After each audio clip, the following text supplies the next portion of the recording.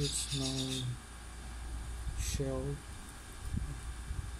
I working today. Here's my tools, guys.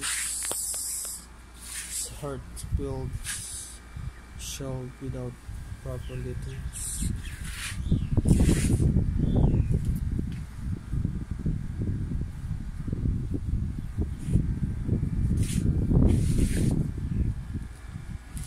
Try to start it too.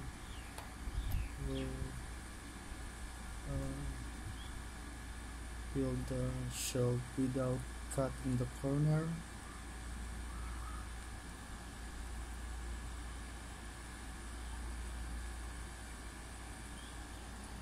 And ito yung mga tools ko.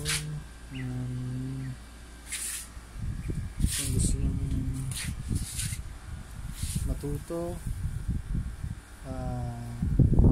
gagawa ako ng sarili kong video from the beginning. As for now, I need to finish my